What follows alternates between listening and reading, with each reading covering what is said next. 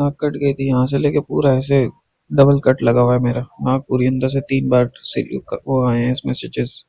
जो स्टेशनरी वाला कटर बेचता है, बच्चे इस्तेमाल करें स्कूल में, वो उसने हथियार के तौर पर इस्तेमाल हथियार के तरीके से उसको इस्तेमाल किया। उसने वो इतनी शार्प थी, आप फेस की हालत देखिए, मतलब 2 से ढाई घंटे सर्जरी चली है। मतलब उसके ब्लेड तो नहीं लगा लेकिन उसको बहुत मारा है मेरे दोस्त को, और वो पागलों की तरह सबके पीछे फिर भाग रहा था। मेरे साथ जितने लड़के थे ऑफिस के भी, उनके पीछे भी ब्लेड लेके भागा है वो। गाली देते देते वो मेरे साथ मेरे दोस्त थे 2, उन्होंने वो जो पिए हुए थे उन्होंने एक दोस्त को मारा।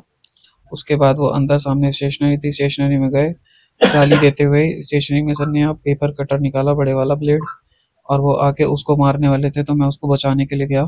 जैसे ही मैंने बचाने को गया उसने मेरे मुंह पे ही मार दिया वो। दोस्तों, इंटरनेट इन दिनों हर किसी की जरूरत है। आप में से शायद ही कोई ऐसा बंदा होगा जिसके घर में इंटरनेट कनेक्शन नहीं होगा। इंटरनेट कनेक्शन के लिए ओखला में हम सब लोग जानते हैं तरह तरह की कंपनियां हैं जो इंटरनेट कनेक्शन प्रोवाइड करते हैं। उसका एक सीधा तरीका यह है कि वो लोग किसी की बालकनी से, कभी किसी के पोल के सहारे, कभी किसी के दीवार के सहारे इंटरनेट कनेक्शन एक दूसरे से दूसरे के घर में पहुंचाते हैं। यही सिलसिला चाहे कोई भी कंपनी हो वो कर रही है। इसके लिए जरूरी है हर किसी को आसानी से उसे घर तक इंटरनेट पहुंचे, इसके लिए कोऑपरेशन जरूरी है।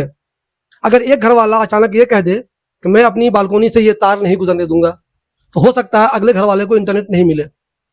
कभी कोई इंडिविजुअल ये कह दे कि हमारे घर के सामने से ये तार मत गुजारो, तो हो सकता है अगले वाले को इंटरनेट नहीं मिले। इसमें हर किसी को कोऑपरेट करना होगा, तभी इंटरनेट एक दूसरे को मिलेगा। और इंटरनेट मिलना इन दिनों वैसे ही जरूरी है जैसे दुनिया की कुछ खास चीजें होती है जो हर हाल में जरूरी है। कई बार ऐसा देखा गया है कि कुछ लोग इंटरनेट प्रोवाइडर जो लड़के काम करते हैं उनके साथ बदतमीजी करते हैं। मेरे घर से मत गुजरो, मेरी गली से मत गुजरो, मेरी छत पर से मत जाओ। ऐसा होने की सूरत में कई बार ये झगड़ा बहुत ही खतरनाक शक्ल इख्तियार कर लेता है। हमारे साथ राहिल साहब हैं, कितनी बुरी तरह ये जख्मी है ये आप इनको देख सकते हैं।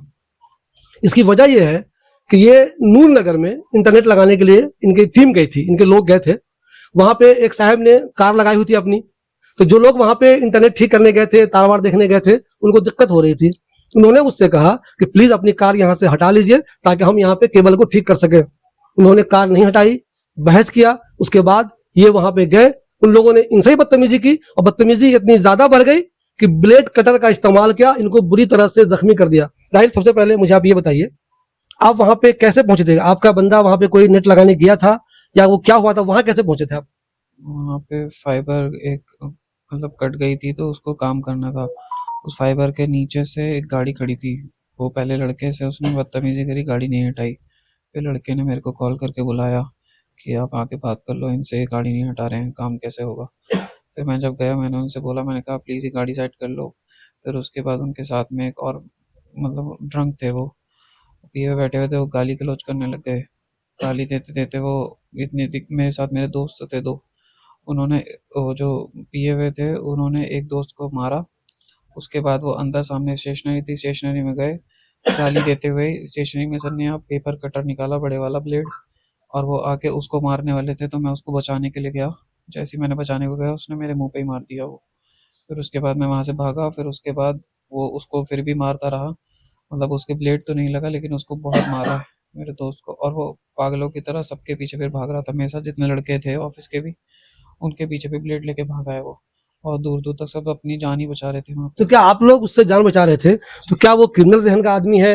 वो इतना मजबूत 1-2 लोग कैसे हो गए जो आप 3-4 लोग भागने को मजबूर हो गए? वो बिल्कुल पागलों की तरह वार कर रहा था पेपर कटर से, उससे हर तरफ चलाया जा रहा था उसे, चारों तरफ से। बेसिकली उसके पास देखिए देखिए दोस्तों, एक चीज बता दूं मैं आपको, राहिल बहुत ज्यादा जख्मी है, इनसे हम बहुत ज्यादा बात नहीं कर सकते। इनकी आवाज कितनी कम निकल रही है आप देख रहे होंगे, ये मजबूर है। इनके भाई हैं साहिल, उनका ही ये इंटरनेट का काम है। हम उनसे डिटेल जानते हैं कि आखिर ये पूरा मामला हुआ क्या है, एफआईआर हुई है या नहीं हुई है, किसी की गिरफ्तारी हुई है या नहीं हुई है।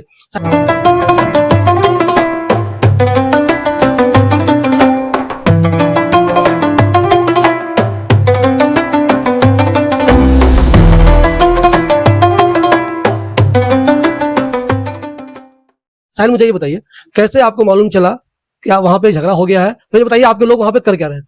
बेसिकली हमारे टीम जो है वो काम करने गई वहाँ पे, तो उस एरिया में जहाँ इनकी कार खड़ी थी वो इनकी थी कार या किसकी थी मालूम नहीं, वो कार वहां खड़ी थी। तो इनकी इनकी जिनका हम लोग बोल रहे हैं उसका नाम क्या, कौन बंदा उनका है? नाम शायद सलीम है या गुलशेर है, इनमें से दो नाम कंफर्म नहीं हुआ है उनका नाम क्या है, लेकिन वो उन्हीं की ही शॉप है, वहीं बैठे रहते हैं वो। मतलब वो वहीं पे चेयर लगा के बैठे रहते हैं, नून नगर की जो कूड़ेदान के कोने वाली बिल्डिंग है वहीं पे।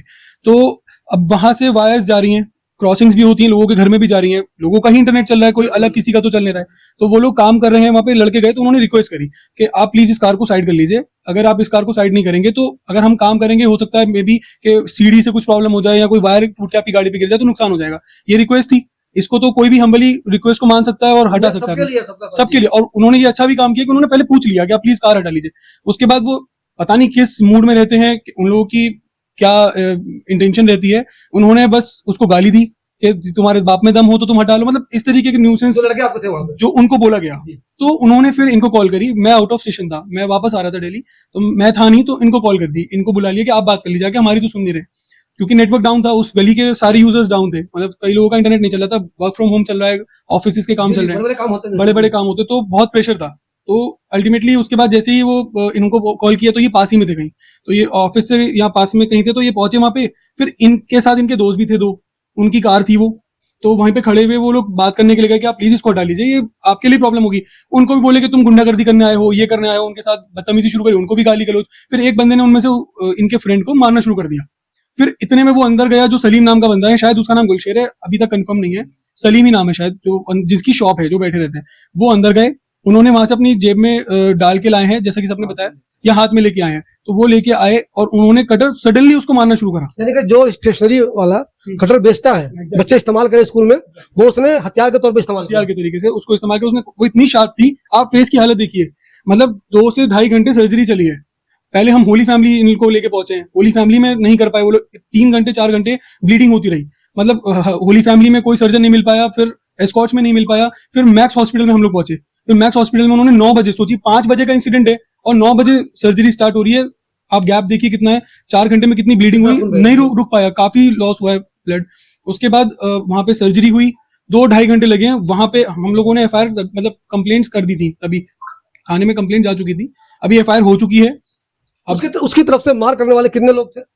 वहां पे 3 लोग थे, जो मेन थे ये, और 2 लोग और थे। तीनों आपने तीनों के खिलाफ एफआईआर करवाई है या किसी 2 के या किसी एक के? अभी तो हमने कितने, तीनों के तीनों के खिलाफ एफआईआर करवा दी आपने? तीनों के नाम नाम मालूम कर लिया आपने तीनों का? लड़ाई वो पुलिस वालों ने जाके चेक कर लिया। लड़ाई तीनों कर रहे थे, उनमें से एक ने मारा है फिर। अच्छा मुझे बताइए, उसमें से कोई अभी तक अरेस्ट हुआ है? नहीं, अभी कोई अरेस्ट नहीं हुआ है, सब फरार है। सब गायब तो है। आयोग के कांटेक्ट में है आप? वो पूछ रहे हैं उनसे सर क्या कार्रवाई हो रही है? जी। एसएचओ साहब से भी कुछ बात हुई है इस सिलसिले में?